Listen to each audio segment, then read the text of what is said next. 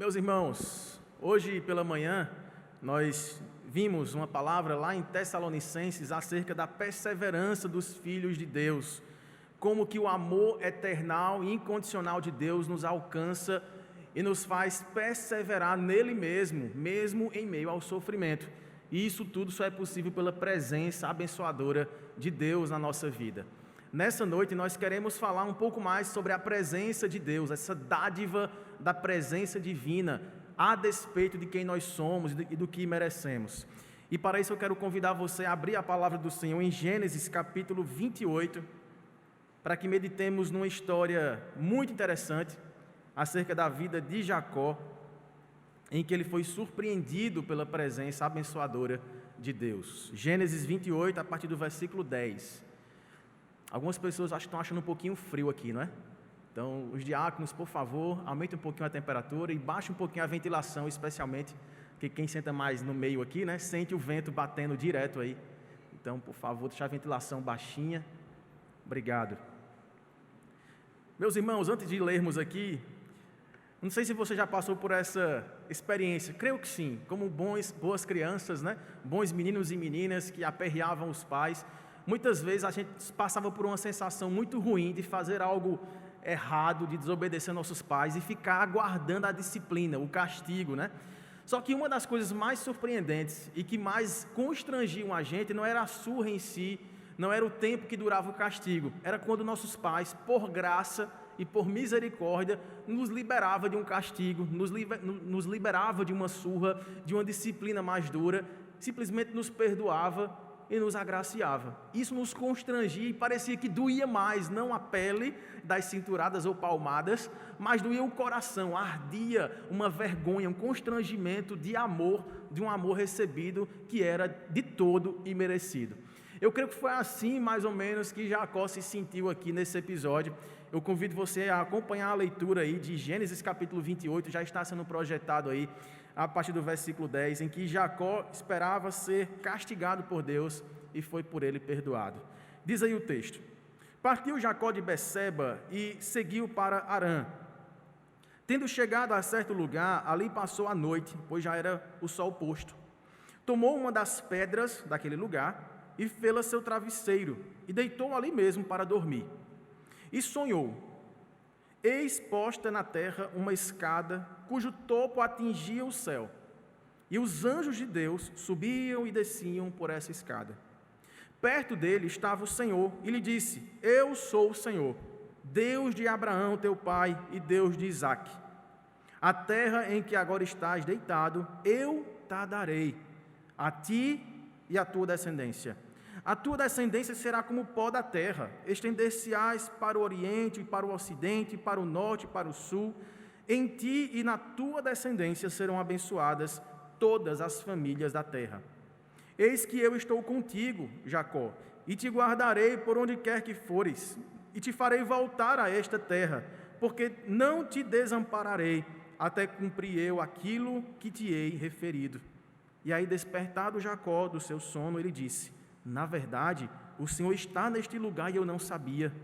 E temendo, disse: Quão temível é este lugar! É a casa de Deus, é a porta dos céus. E aí, tendo se levantado cedo, de madrugada, Jacó tomou uma pedra que havia posto por travesseiro e a erigiu em coluna, e sobre o cujo topo entornou azeite. E ao lugar, cidade que outrora se chamava Luz, deu o nome de Betel. Fez também Jacó um voto, dizendo: Se Deus for comigo, e me guardar nesta jornada que empreendo, e me der pão para comer, e roupa que me vista, de maneira que eu volte em paz para a casa de meu pai, então o Senhor será o meu Deus, e a pedra que erigi por coluna será a casa de Deus, e de tudo quanto me concederes, certamente eu te darei o dízimo. Amém? Vamos orar uma vez mais? Feche seus olhos, você que está aqui, você que nos acompanha na transmissão também. Vamos pedir que Deus possa falar ao nosso coração por meio desse texto, dessa narrativa tão especial da palavra do Senhor. Oremos. Maravilhoso Deus, nosso Pai, muito obrigado, Senhor, pelo privilégio de Te adorar, de louvar o Teu santo nome e de ouvir a Tua voz em cada parte deste culto, e em especial agora na ministração do Teu Evangelho. Que assim aconteça com cada um de nós que aqui estamos, com cada um dos nossos queridos irmãos que não puderam estar aqui presencialmente, mas nos acompanham na transmissão. Que a Tua palavra enche o nosso coração de encorajamento, de consolo e paz, e que assim possamos sair daqui, ó Pai, rejuvenescidos com a porção do Teu Espírito, a fim de que vivamos tão somente para a Tua glória, sabedores de que a Tua presença é para nós dadivosa, graciosa e merecida, e nós queremos Te louvar por tudo isso, pedindo, ó Pai, que ela se manifeste agora na nossa vida, em nome e para a glória de Jesus. Amém e amém. Meus irmãos, essa narrativa aqui que lemos é um acontecimento que marcou e transformou a vida de Jacó. Vocês devem estar lembrados que ele é considerado como um dos patriarcas. Quando a Bíblia trata do Deus de Israel, é o novo nome dado a Jacó. É o Deus de Abraão, de Isaac e de Jacó. Então, Jacó era neto de Abraão, que foi aquele que saiu dessa terra para onde Jacó estava indo agora, Padã Arã, uma terra de idolatrias, e Deus o tirou de lá e disse: eu vou levar você para uma terra prometida, a terra de Canaã. Lá estava Jacó com a sua família. Jacó é filho de Isaac e Rebeca. Ela teve uma gravidez de gêmeos, e ali nasce primeiro Esaú, só que ela tinha recebido de Deus uma profecia, é que o mais moço é quem seria servido pelo filho mais velho, fazendo uma inversão da cultura daquela época, em que o primogênito tinha as melhores bênçãos, tinha a primazia, mas fora dito à sua mãe, de que o filho mais velho é que serviria ao filho mais moço. Na hora do nascimento dos gêmeos, sai primeiro quem? Esaú, e agarrado ao seu calcanhar, seu filho ou seu irmão mais novo, Jacó. Por isso que ele recebe esse nome, o enganador, o espertinho, né? O usurpador. E realmente a vida desses dois irmãos se configura com esse ato inicial de sua primeira existência. De fato, eles concorreram em tudo, eles disputavam, eles transformaram a vida dos seus pais em um verdadeiro conflito de interesses. Por quê? Porque Esaú era muito diferente de Jacó. Esaú era um caçador, era um homem peludo e era o preferido do seu pai. Jacó era mais caseiro, queridinho da mamãe. E aí, em vez de os pais esperarem que aquela promessa de Deus pudesse se desenvolver de forma natural, que a sucessão dos fatos familiares fossem contornando essa história e trouxessem no final o cumprimento daquela palavra que, invertendo a lógica humana da cultura da época, o mais moço é quem seria servido pelo mais velho. Não, eles tentaram dar o seu próprio jeito particular, para tornar o filho mais velho o mais abençoado, e o outro, no caso a mãe, para tornar o filho mais moço o mais abençoado. E aí vocês lembram do que aconteceu. Jacó, de forma desonesta, para variar, né? Ele vai e encontra o seu irmão na necessidade assim, humana, de fome, de necessidade do campo, e aí ele compra-lhe ou rouba-lhe o direito à primogenitura por um prato de comida. Esse evento acontece, passa-se algum tempo, e aí Rebeca, ouvindo o seu esposo Isaac chamar Esaú, porque já estava envelhecendo, inclusive estava perdendo a visão, e diz: Esaú, vai ali, caça, prepara uma caça gostosa, do jeitinho que seu pai gosta, porque eu vou te abençoar. Rebeca ouve isso e diz: eita, chegou o momento da bênção. Aí ela corre em Jacó e diz: Jacó, teu pai mandou Esaú caçar e preparar essa caça, para que durante essa refeição dos dois ele seja abençoado. Corre ali no curral, vai lá, pega 2 cabritos, eu mesmo vou preparar esses cabritos do jeitinho que Isaac gosta, para que você seja abençoado no lugar do seu irmão. Olha a trama familiar acontecendo ali. E assim aconteceu mesmo. Porque nesse período em que Esaú saiu para caçar, né, para preparar a caça, Jacó já tinha ido, buscado 2 cabritos ali do rebanho do seu pai, e sua mãe rapidamente preparou ali e trouxe para Isaac. Isaac se surpreende com a rapidez, com a velocidade com que aquilo tinha acontecido, e aí chega Jacó com as roupas de Esaú, cobriu o seu corpo com os pelos, porque Esaú era peludo, né? Então as roupas traziam também o cheiro de Esaú, e diz assim: está aqui, papai, o cozido que eu preparei para o Senhor. E apesar de uma certa estranheza naquele momento, né, do seu pai, ouvindo a voz de Jacó, que não era a voz de Esaú, mas sentindo o cheiro dele, tocando em seus braços peludos e comendo daquela caça que ele tão bem gostava e conhecia o tempero exato que seu pai tanto apreciava, acaba abençoando, trazendo a bênção da primogenitura para Jacó e em detrimento de Esaú. Só que Esaú chega em casa, Esaú prepara a caça e Esaú leva para o seu pai, que já estava de bucho cheio. E aí vocês já sabem, Esaú fica transtornado e decide matar Jacó tão logo seu pai morresse. Então Isaac já estava ali envelhecendo, estava com dificuldade de visão, e com poucos anos ali, ele viria a falecer. E Esaú promete no seu coração: no dia que papai morrer, Jacó não mais viverá. Tudo isso acontece, e aí Rebeca, sabendo disso, percebendo o ódio do seu filho para matar o seu filho preferido, chama Jacó mais uma vez e fala: Jacó, você tem que ir embora. Se você ficar aqui, seu irmão vai lhe matar. Eu vou te enviar para a casa do meu irmão Labão, que fica onde? Na terra de Abraão, teu avô. Aquela terra Padã Arã, de onde Abraão saiu em peregrinação. Você vai voltar para lá, temos familiares lá, e para que não aconteça aquilo que está acontecendo com seu irmão, porque Esaú ficou tão revoltado, ficou tão ferido, ficou tão transtornado, que ele desonrou a sua família, tomando 2 mulheres para ser suas esposas, e 2 mulheres pagãs, 2 mulheres cananeias, ferindo o costume familiar de buscar esposa dentro do seio familiar. E assim, ela tenta usar esse argumento ali, meio que piedoso, para convencer Isaac, seu esposo, e deixar Jacó ir embora. Tudo isso para livrar Jacó das mãos de Esaú. Pois bem, é nesse momento em que Jacó sai de casa, sai de Berseba e vai em direção a Padã Arã, que ele já tem caminhado ali alguns dias, e ele é vencido pelo cansaço. Ele para e resolve tirar uma soneca. Só que ele para no meio do deserto, um lugar perigoso. Ele está sozinho, ele está cheio de culpa, e ele está com medo de morrer. Mas ele resolve ali parar, vencido pelo cansaço, e dormir. E nesse sono, ele tem um sonho. E o sonho é aquele que acabamos de ler aqui. Ele vê uma escada, e é uma pena que o nosso texto aqui não dê o destaque necessário, porque o texto, quando a gente lê assim, parece que é uma escada que liga a terra atingindo o céu, né? Mas, na verdade, o texto aqui, no original hebraico, a ênfase é muito clara. É uma escada que descia do céu, tocando a terra. É uma escada descida dos mais altos lugares, de onde Deus habita, chegando à presença de Jacó, que dormia sozinho no deserto. E essa escada, há anjos que passam por ela. Eles descem do céu e eles voltam para o céu. Eles descem à terra e eles voltam a Deus.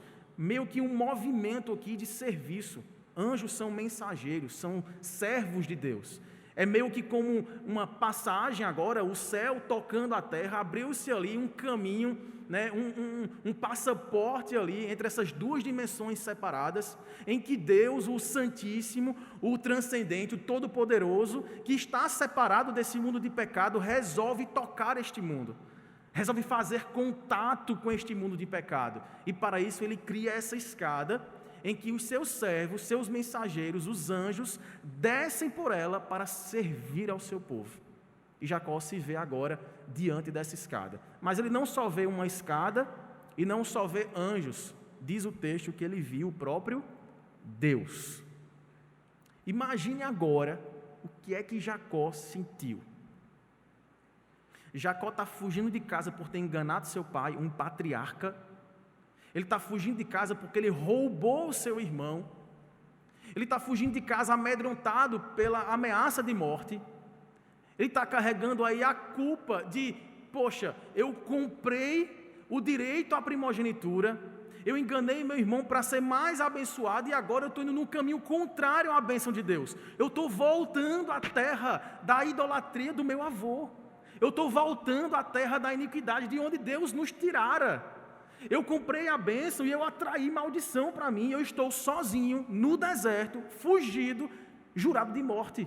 E agora Deus aparece para mim. Estou perdido. Certamente esse céu está se abrindo, essa escada se formou, e agora os anjos vão trazer o juízo, a ira de Deus sobre mim. Talvez essa seja a sensação de alguns de nós, depois de aprontarmos tanto, desonrarmos o Senhor, a nossa família, e nós ficamos esperando que o encontro de Deus conosco seja um encontro para a nossa destruição. Jacó, porém, é surpreendido, porque ele ouve Deus falar através desse sonho, dizendo que ele ia abençoar Jacó e não amaldiçoar. Que ele faria de Jacó uma grande e numerosa família. Que ele prosperaria Jacó de uma forma tamanha, tremenda. E o mais importante, que é a primeira promessa na ordem do texto: esta terra em que Jacó estava lhe seria dada como herança. Todo esse sonho, então, faz com que Jacó acorde assim, abismado, surpreendido, a ponto de dizer assim: quão temível é este lugar. Este lugar não se chamará Luz, nome dado pelos povos pagãos que ali viviam. Esse local agora, erigido por coluna, um altar ao Senhor, que desceu sobre este lugar onde está um pecador, que merecia o seu castigo, mas que recebeu promessas de bênçãos. Esse lugar se chamará Bet-El, ou Betel, casa de Deus, porque aqui Deus se fez presente. Esse evento, irmãos, transformou a vida deste enganador. Ele deu o direito de ser considerado o príncipe de Deus. A primeira verdade que nos ressalta aqui do texto, de toda essa história, é que essa presença de Deus, de fato, é uma dádiva, porque ela é de total e livre iniciativa de Deus.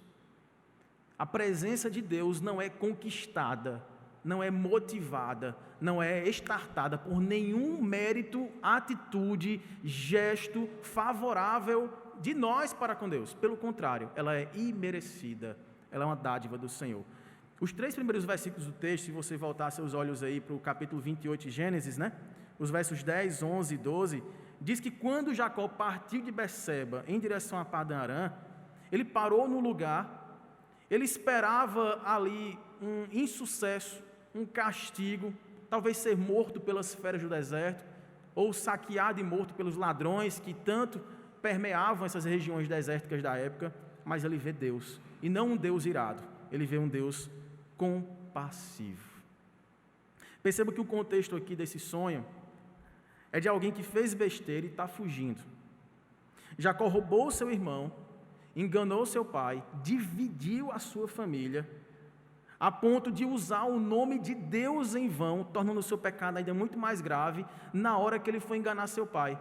Porque se você voltar para o capítulo anterior, capítulo 27, verso 20, você verá aí a resposta que Jacó deu quando Isaac, seu pai, estranhando ali a voz, né, a rapidez com que aquele preparo foi feito, daquele alimento, ele pergunta assim a Jacó: como é isso que a pudeste achar, a caça, né? Tão depressa, meu filho? Jacó responde o quê? Porque o Senhor, teu Deus, a mandou ao meu encontro. Acaba sem vergonha, não? O Senhor, aí ele não fala assim, o Senhor Deus, ou o Senhor nosso Deus. Jacó era aqui um ímpio. O Senhor, teu Deus, papai, me abençoou. Fez com que a caça viesse ao meu encontro. E está aqui servido ao Senhor um jantar maravilhoso. Deus seja louvado. Ele quebra aquele mandamento do Senhor, né? De não usar o nome do Senhor, teu Deus, em vão. Ele empenha o nome de Deus para fazer jus à sua malignidade, ao seu plano atroz de tornar miserável a bênção que Deus tinha para lidar com os próprios meios de Deus e não arrancado pela força humana, pelas tramas familiares e pelas preferências de pai e mãe. Jacó não teve qualquer escrúpulo, meus irmãos, qualquer dor na consciência, nem para enganar seu pai, muito menos para desonrar a Deus. E agora, depois de tudo que ele tinha provocado, depois de todos os males que ele tinha realizado no seio de sua família, Jacó se vê diante de Deus e ele está sozinho. Não tem mamãe para ajudar. Não tem mamãe para bolar outro plano mirabuloso ali. Mas ele vê agora uma escada que ligava o céu na terra. A ideia aqui é que essa escada ela foi posta na terra e essa escada ela estava direcionada do céu para a terra. E isso nos lembra um completo contraste de um outro evento, em que o caminho inverso foi tomado como um ponto de partida para se conquistar os céus, o favor de Deus, por força humana. Vocês lembram lá do capítulo 11 de Gênesis, da Torre de Babel? Ali foi uma tentativa muito clara dos homens construírem uma espécie de escada, não que descia do céu como essa, mas em contraste absoluto, que era construída da terra em direção ao céu. Para quê? Para arrancar dos céus o favor de Deus. Não pelos meios de Deus, mas pelos meios humanos. É por isso que Deus desce, diz o texto, e frustra os planos. E acaba com aquele plano diabólico de conquistar, de tomar a salvação pela força humana. Aqui não. Aqui Deus faz com que a história seja completamente diferente. Trata-se de alguém que está sozinho, esperando ser destruído, mas que Deus se coloca por iniciativa única e própria dele, descendo do céu para estabelecer um relacionamento com esse pecador. Essa escada, meus irmãos, foi um claro sinal de que Deus, apesar de santíssimo e de estar separado desse mundo de pecado, Ele se importa com o que aqui acontece. Ele vê cada história aqui representada por cada família e Ele desce para trazer salvação onde a condenação está estabelecida. Ele desce para mudar o curso da história que nós tanto investimos em direção contrária, trazendo da terra para o céu uma perspectiva humana, sagaz, egoísta, gananciosa, de arrancar de Deus aquilo que Ele já nos prometeu, mas não da forma que Ele quer nos dar, e sim comendo do fruto da árvore do conhecimento do bem e do mal, experimentando o mal, que tanto fere a honra de Deus e tanto desgoverna a nossa própria casa. Mas esse Deus desce para fazer uma aliança conosco. Essa escada, meus irmãos, se tornou para Jacó uma espécie de mediadora entre terra e céu. Havia anjos que subiam e desciam para servirem ao seu povo. Isso nos faz lembrar o significado dessa escada, ou a tipificação dela no Novo Testamento. Peço que você abra, por favor, no Evangelho de João, capítulo 1.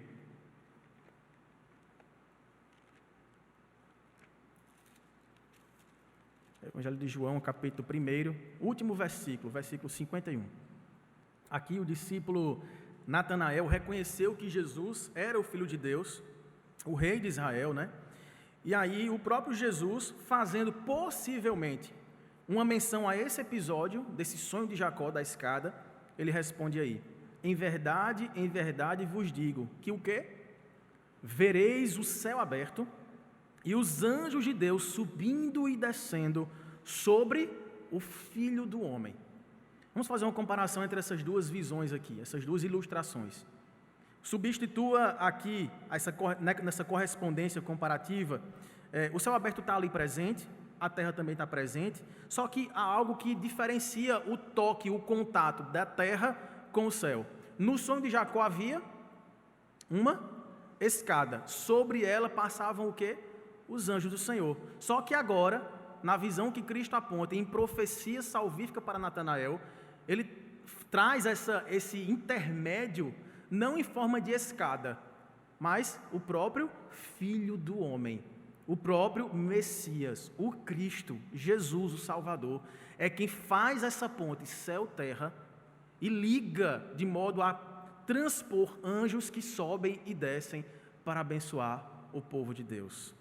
Talvez essa profecia aqui tenha se cumprido na vida, especialmente de Natanael, se você avançar para Atos capítulo 1, no famoso texto da visão de Jesus, logo depois que ele é ressurreto, fica ali cerca de 40 dias aparecendo aos seus discípulos, e depois ele é assunto ao céu. Atos capítulo 1, versos 9 a 11.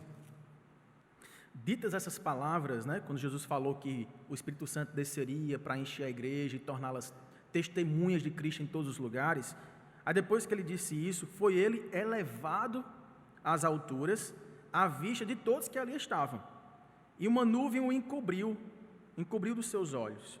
E estando eles, né, os discípulos ali, muito possivelmente Natanael entre eles, fazia parte da igreja primitiva, com os olhos fitos no céu, enquanto Jesus subia, eis que 2 varões, ou 2 anjos, vestidos de branco, se puseram ao lado deles e lhe disseram: varões galileus, por que estáis olhando para as alturas? Esse Jesus, que dentre vós foi assunto ao céu, virá do modo como vistes subir. O céu tocando a terra. Outro episódio está no capítulo 8 de Atos, não precisa nós abrirmos, mas lembramos do primeiro martírio, de Estevão, que era diácono. Estevão estava pregando o evangelho de forma, né, ousada, intrépida, e ele é julgado inclusive por Saulo, que antes de ser Paulo era um perseguidor da igreja. E ele é apedrejado até a morte, e enquanto ele estava sendo apedrejado, ele tem uma visão também de uma escada, que ligava a terra no céu, anjos do Senhor subindo e descendo. E ali ele faz aquela oração que seria praticamente repetida por Cristo na cruz: Pai, perdoa-lhes, eles não sabem o que fazem. Quando Paulo depois escreve a sua primeira carta a Timóteo, no capítulo 2, verso 5, agora sim peço que você abra, por favor, 1 Timóteo, capítulo 2, versículo 5, eu estou pedindo para que você abra, porque sabemos todos de cor, mas talvez você precise mostrar esse texto a alguém, e é importante que você saiba a referência. Vamos ler juntos o verso 5? Porquanto há um só Deus, e um só mediador entre Deus e os homens, Cristo Jesus, homem. Aqui, meus irmãos, nós temos reverberada nas palavras de Jesus mesmo, antes de morrer: eu sou o caminho, eu sou a verdade e eu sou a vida, e ninguém vem da terra para o céu, ninguém sobe a escada, ninguém vem ao Pai, senão por mim, senão através de mim. Mesmo muitos séculos antes do que aconteceria com a encarnação do Verbo de Deus, mesmo muitos anos antes de Cristo ter vindo aqui como Filho de Deus, se tornar homem e servo, para morrer sacrificialmente por nós, ele já estava manifestando no mundo a sua graça. Ele já estava com símbolos, com sinais, com visões, com sonhos, com festas, com profecias, trazendo a mensagem de tão grande salvação, de que nós, mortais, pecadores, terráqueos, por assim dizer, e merecedores de tão grande amor e dos céus, foi-nos aberta uma porta. E veja que interessante, essa porta também tem nome. Se você descer aí, novamente para o Evangelho de João, no capítulo 10, versículo 9, diz o texto: eu sou a porta, se alguém entrar por mim, será salvo. Entrará, sairá e achará pastagem. Meus irmãos, essa presença de Deus conosco é tão constrangedora, é tão abençoadora, que nós que nos vemos do lado de fora da porta, do lado de fora do aprisco do Senhor, à mercê de salteadores, de lobos vorazes, nos lambuzando com o pecado do lado de fora, Deus arregaça a porta para nós e faz com que passemos por ela a salvo e possamos desfrutar de sua presença que nos transforma. É uma presença, mais uma vez, de total e completa iniciativa de Deus, mas é uma presença que nos garante várias promessas do Senhor, como se não bastasse Deus se fazer presente na nossa vida precária, na nossa vida de vergonha, de pecado, e como se isso não nos bastasse, ouvir Deus não trazer uma maldição, simplesmente Deus olhar para nós, Deus dizer que nós não estamos sozinhos, apesar de merecermos a solidão, apesar de não recebermos o castigo que merecemos, antes recebermos a presença do Deus que nos guarda. Ele ainda fala e ainda nos enumera promessas maravilhosas. É o que nos dizem aí os versículos seguintes, se você voltar para Gênesis, capítulo 28, os versículos 14 em diante.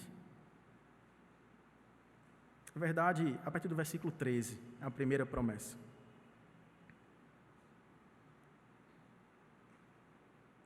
Diz o texto aí: perto dele estava o Senhor. Ele disse: eu sou o Senhor, Deus de Abraão, que era avô de Jacó, e também Deus de teu pai Isaque. A terra em que agora estás deitado, eu te darei, a ti e à tua descendência. Primeira promessa, terra. A tua descendência será como o pó da terra. Estender-te-ás para o ocidente e para o oriente, para o norte e para o sul.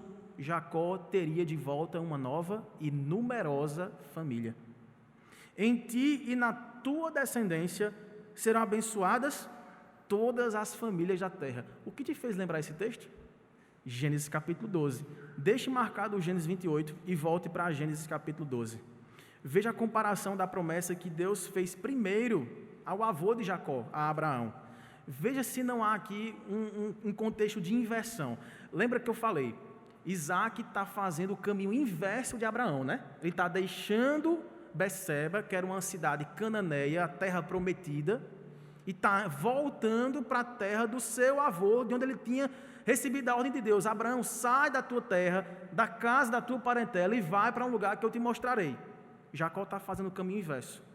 E de uma forma talvez poética, bela aqui, o texto também inverte a ordem das promessas. E a primeira que é dada a Jacó é da terra, a última que tinha sido dada a Abraão. Veja lá, Gênesis capítulo 12, a partir do versículo 1, diz o texto: ora, disse o Senhor a Abraão: sai da tua terra, da tua parentela, da casa de teu pai, e vai para a terra que te mostrarei. Qual a primeira promessa? De ti farei uma grande nação, eu te abençoarei, te engrandecerei o nome, se tu uma bênção. Abençoarei os que te abençoarem, amaldiçoarei os que te amaldiçoarem. Em ti serão benditas todas as famílias da terra. Agora desça aí, lá para o verso 7.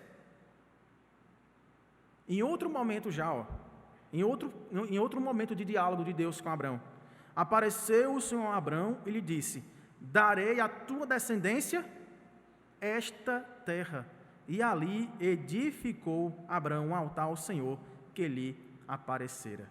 Veja que coisa interessante. Na mesma terra, na mesma região onde Jacó estava agora tendo este encontro com Deus, seu avô, há alguns anos atrás, havia passado por aquele mesmo lugar e havia erigido um altar de adoração a Deus, porque ouviu da sua voz, ouviu da sua boca promessas gloriosas e merecidas. Por quê? Abraão não era também gente boa. Abraão também não merecia a bênção do Senhor. Abraão era um construtor, um fabricante de ídolos. E Deus fez: eu quero você. Você será meu filho. De ti farei uma grande nação, tua família será numerosa e a você será dada a herança desta terra. No caminho agora inverso, Jacó se vendo talvez amaldiçoado, fazendo o caminho de retorno e distância das bênçãos do Senhor, da terra da paz, da terra da plenitude, da terra que emana leite e mel. Ele se vê agora andando pelo deserto, um caminho de morte, um caminho de retorno. Ele ouve agora da boca do próprio Deus as mesmas promessas dadas ao seu avô, mas ressaltando agora a ordem invertida. A primeira bênção será a terra. Você que merecia ser engolido pela terra, você herdará a terra. E nesta terra você criará seus filhos. E você voltará em paz para adorar com a sua família. Meus irmãos, é assim que Deus faz conosco. Nós que tomamos não poucas vezes o caminho inverso da vontade do Senhor, e Deus é quem vai ao nosso encontro nos arrancando de um relacionamento impuro, nos arrancando de uma oportunidade de ganhar dinheiro que é iníqua. Deus é quem vai ao nosso encontro e nos arranca de um lugar de perigo, de um lugar de terra movediça, que parece confortável, mas que nos afoga, a ponto de nos destruir, e Deus é quem nos resgata e promete para nós uma vida deleitosa, vida próspera, uma família, uma terra, uma casa. Ele nos leva para Ele mesmo, para habitar com aquele que nos fez. Que Deus gracioso é esse, meus irmãos, que Jacó agora conhecia. Jacó não conhecia a Deus. Deus era o Deus do seu pai, mas não era o seu Deus. Deus era aquele que havia feito promessas sobre ele, mas que Jacó parecia esquecer, desconfiar, desacreditar de Deus e tomar os seus próprios meios para angariar suas riquezas, as suas bênçãos, a sua prosperidade, o seu sucesso. Veja se essa não é a nossa tentação quando andamos ansiosos por aquilo que vamos comer e que vamos vestir.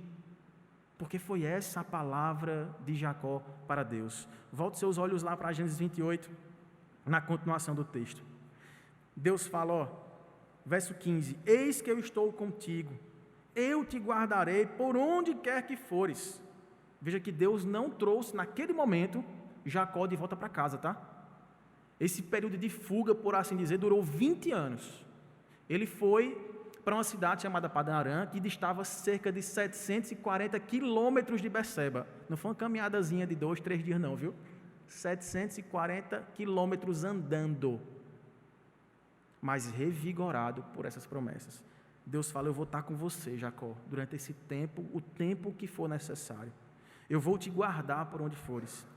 Eu te farei voltar a esta terra, porque não te desampararei, até cumprir eu aquilo que te hei referido. Olha qual foi a reação agora de Jacó, verso 16.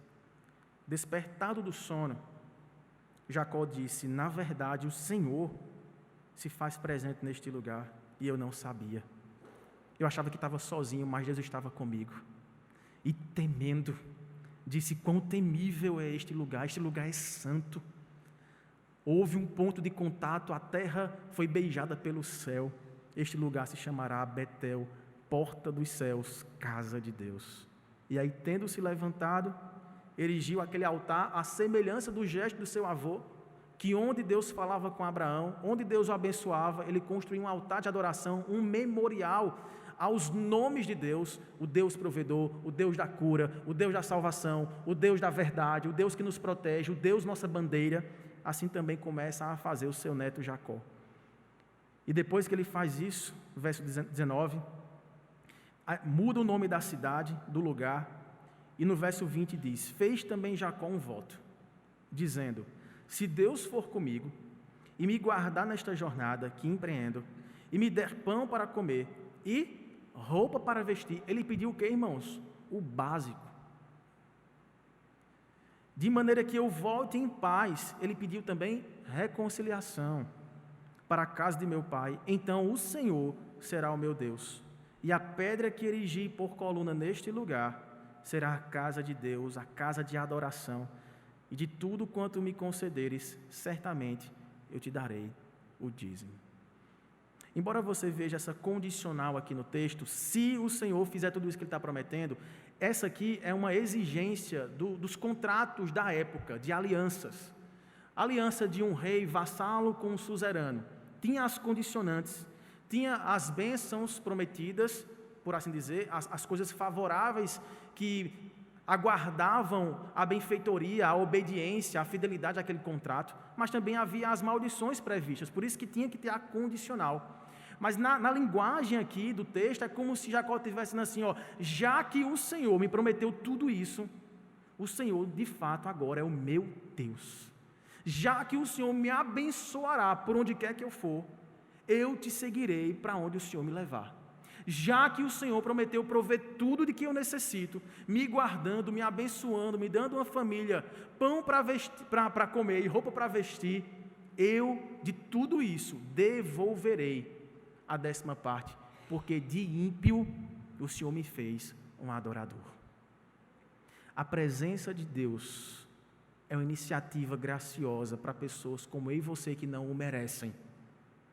Quantas vezes nos constrangemos até em orar, por pedir perdão por um pecado que tenazmente nos assedia, nos constrange, tenta nos afastar de Deus, e a gente fala assim, vou pedir perdão pelo mesmo pecado, eu não sou digno de ocupar o tempo de Deus, nem de falar o seu nome, minha boca é suja, meus lábios são impuros, estou perdido. E Deus, de forma abençoadora, constrangedora, nos ruboriza com a sua presença, dizendo, eu estou aqui com você. Eu sou o seu pai. Você não é mais um enganador, fugitivo, forasteiro, solitário, usurpador e assassino em potencial. Você é capaz de matar e roubar, mas eu, podendo te destruir, sou capaz de te amar e te perdoar. Foi assim que Deus agiu na sua história. É assim que Deus tem chamado você todos os dias para um relacionamento pactual. Porque se dependesse de nossas condicionantes, Deus falando para nós, olha Jacó, olha André, olha Pedro, olha Maria, se você se arrepender dos seus maus caminhos, se você erigir essas pedras de adoração em toda e qualquer esquina que eu te abençoar, se você for fiel lá na casa do seu tio Labão, voltar de lá em paz com sua família, então aí eu começarei a te abençoar. Não! Porque se dependêssemos disso, estaríamos destruídos. Deus rasga todas as condicionantes e as coloca para ser cumpridas em Cristo, seu Filho. Ele é a porta de salvação, porque foi no madeiro que ele se foi crucificado, que ele foi trucidado, que ele foi esmagado, que ele foi castigado, que ele foi culpado do meu e do seu pecado. Ele continua sendo para nós hoje porta. O madeiro maldito que o prendeu naquela cruz pertencia a mim e a você. O castigo que Cristo curtiu era nosso. E a herança que nos cabia, não um lago paradisíaco para contemplarmos as belezas da natureza, mas um lago de fogo e enxofre que nós merecemos pelos nossos pecados. Tudo isso Cristo absorveu na cruz, se fazendo miséria, se fazendo pecado, para que este ponto de contato, essa escada, permanecesse disponível, para que eu e você pudéssemos crer em Cristo, a porta de nossa salvação, e encontrássemos guarida, para que nós pudéssemos ter a vida convertida, transformada, refeita, e nos tornássemos cada vez mais íntimos de um Deus de amor. Somente esse Deus que nos ama incondicionalmente é capaz de nos amar dessa forma. Mas é com esse amor com o qual fomos amados que somos chamados a amar uns aos outros também. Porque a história termina depois de 20 anos que Jacó passa ali, sofrendo inclusive consequências, embora amenizadas, do seu pecado. Veja, Jacó enganou seu irmão e seu pai. Jacó foi enganado pelo seu tio. Ele se apaixonou por uma das filhas de seu tio Labão, né? Ele queria casar com ela, e aí Labão fez um trato, fez, olha, trabalha para mim aí 7 anos que você vai poder casar com uma de minhas filhas. Jacó trabalha ali exaustivamente, multiplica o rebanho do seu tio, e ao final dos 7 anos, Labão não dá a filha que ele queria, dá a mais velha, para seguir a ordem tradicional de casar primeiro os filhos mais velhos. E aí Jacó ali fica transtornado e fala, mas eu não desisto, o que eu preciso fazer? Trabalha mais 7 anos. E aí Jacó trabalha mais 7 anos para ter o amor da sua vida. Jacó passa ali ainda mais tempo. Labão faz um novo trato com ele. Ele quer ir embora, ele já tem família, ele já tem agora certa capacidade de se manter, de manter a sua casa. Ele fala, Labão, me libera, agora eu quero voltar e consertar as coisas do passado. Deus me abençoou demais, tem me dado pão e roupa, foi o que eu pedi. Eu me tornei adorador do Senhor e eu preciso agora pedir perdão ao meu irmão. Labão fala, fica mais um pouco, você é a força motriz de minha riqueza, fica aqui mais um pouquinho. Vamos fazer o seguinte, aqueles bichinhos que nascerem ali, malhados serão teus, os outros serão meus, né? Ele olhou pela quantidade, da probabilidade do nascimento, né? Das cores dos cabritos e ovelhas e tudo mais. E assim ele fez esse trato com Jacó, e ele combinou com os seus servos de separar essas ovelhas, de trazer mais rebanho, tentando enganar Jacó de novo. Jacó meio que dá um troco ali, né? E Deus até abençoa Jacó nesse sentido, porque faz com que Jacó tenha uma ideia ali que a gente não sabe nem explicar, talvez fique tema para o próximo sermão aí. Ele coloca algumas varas, descasca algumas pontas das varas, e quando as ovelhas, os cabritos iam coabitar ali, né? Elas nasciam listradas, não sei porquê, como é que se explica isso. Só se explica isso como algo realmente mágico, miraculoso ali da parte do Senhor, né? E Jacó começa a ter o rebanho maior do que o do seu tio. E aí, finalmente, depois de 20 anos, ele é liberado, ele volta para casa com uma tremenda família, muitos filhos, muitos servos, muito rebanho e muita riqueza. Mas faltava uma coisa, o perdão do seu irmão. E ele o recebe. No caminho de volta, né, fazendo curto uma história longa, Esaú vem ao seu encontro e Esaú também aparece como uma pessoa próspera. Jacó ainda nutre um certo medo. Bem, eu me tornei adorador, não sei Esaú. Eu me tornei homem de Deus, não sei meu irmão. Vai que eu vá aqui com toda intenção de lhe rogar perdão e ele venha com todo um exército para degolar minha cabeça. Aí Jacó tem uma estratégia ali, começa a mandar presentinhos, né? Manda rebanhos, manda riquezas, pedras preciosas, vai mandando algumas coisas na frente, né, do comboio todo ali. E Esaú rejeita tudo isso e fala, manda dizer para ele que Deus também me abençoou, e que ele é meu irmão, e que eu o perdoo. E assim acaba essa história, irmãos, de irmãos que se odiavam, irmãos que não mereciam o amor de Deus. Um era trapaceiro, o outro era rebelde, desobediente à sua mãe, ao seu pai. Um tentava fazer as coisas para tirar proveito de cada oportunidade. O outro olhava para o desprezo da sua mãe e aí, para machucar o seu coração, se misturou com outros povos, tendo casamentos idólatras ali.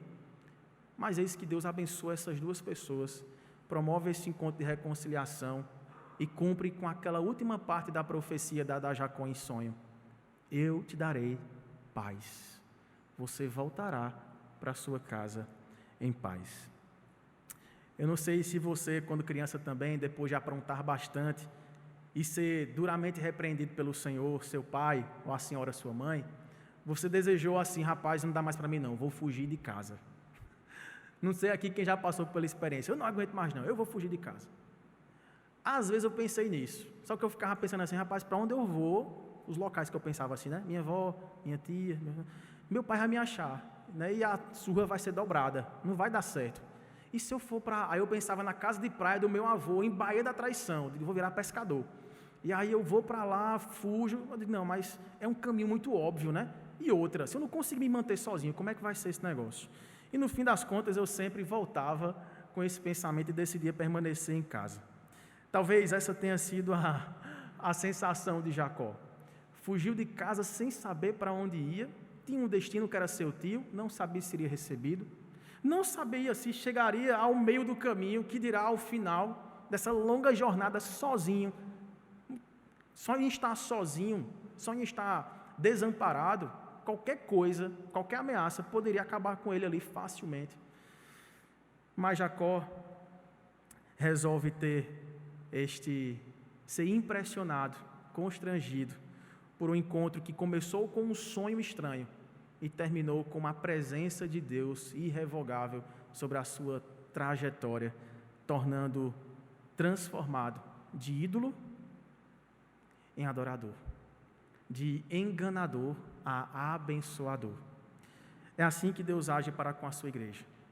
Para onde quer que nós formos, o Senhor estará conosco, não para nos caçar, nos perseguir, nos amaldiçoar e condenar pelos nossos pecados, mas para nos salvar, perdoar, redimir, santificar e no final nos trazer de volta para casa. Ele não evitará algumas surras, algumas repreensões e alguns anos em que, tendo plantado engano, colhamos engano, mas sempre com misericórdia. Porque, como diz o Salmo 103, no versículo 10, Deus não nos trata de acordo com os nossos pecados, nem consoante as nossas iniquidades. Sabe por quê? Porque Ele é um Pai de misericórdia. Ainda que soframos consequências daquilo que plantamos, Deus ameniza a colheita de maldição para nos tornar bênção, não apenas para nós mesmos, bênção uns para os outros. Precisamos, irmãos, vivenciar este amor, louvar a Deus por esse encontro que nos transformou, mas especialmente tornar este encontro vivificador para outras pessoas. Para pessoas que precisam do seu pedido de perdão urgentemente. Para pessoas que há tempos que você se incomoda com algo que lhe foi feito e que você precisa pedir perdão ou liberar perdão, perdoar essa pessoa. Talvez um pai que agiu de forma violenta, talvez uma mãe que lhe abandonou na infância, talvez um tio que abusou de sua inocência, talvez um amigo que traiu sua confiança, um namorado que desonrou você, talvez um irmão da igreja que falou de você. É tempo de nós expressarmos que existe uma escada disponível, não para descermos ao abismo, mas para sairmos de lá e nos encontrarmos com o Pai de amor, que nos transformará de idólatras em adoradores, de enganadores a abençoadores. Deus nos dá hoje essa oportunidade. Nós precisamos agir para com o outro, assim como Deus agiu para conosco, com graça e com misericórdia. Queria pedir que você fechasse seus olhos e nós pudéssemos ter um momento de oração para sondar o nosso coração. Eu sei que há histórias familiares que mexem tanto com a gente. Há feridas que possam estar hoje latejando, abertas ainda. E essa palavra trouxe a lembrança de momentos traumáticos e dolorosos na sua história. E eu sei que não é fácil lidar de frente com cada um desses eventos. Mas essa palavra de hoje é uma palavra de reconstrução, mudança de rota, restauração, santificação, reconciliação. Nosso Deus, nosso Pai, como é bom te chamar de nosso Deus, nosso Pai. Quem somos nós para ouvir a Tua voz? Quem somos nós para receber as Tuas bênçãos? Quem somos nós para receber as Tuas promessas? Éramos desvalidos, miseráveis, perdidos, ensimesmados, egoístas, presunçosos, mentirosos, violadores da aliança, do pacto. Éramos pessoas desprezíveis aos Teus olhos, Pai. Tua palavra diz que não há um justo, nenhum sequer. Todos se extraviaram, a uma se fizeram inúteis. Mas eis que Tua graça se manifestou, Pai. Eis que o Teu amor abriu as comportas do céu para nós. Eis que o Senhor se coloca como uma verdadeira escada que nos leva de volta para casa. Eis que o Senhor nos alcança em nossa peregrinação, a quilômetros de distância para uma terra de maldição, e nos faz abençoados, e nos reergue do pó, e nos levanta da pedra, e nos dá força para erigi-la como uma coluna de louvor e adoração ao Teu santo nome. Só o Senhor pode transformar uma história, só o Senhor pode refazer uma família, e nós cremos que o Senhor fará isso, ó Pai, em nosso meio. Eu coloco diante de Ti cada um dos irmãos que aqui se fazem presentes, cada um dos nossos irmãos que ouvem essa ministração, cada família aqui representada, cada coração machucado, cada alma ferida, cada mente confusa,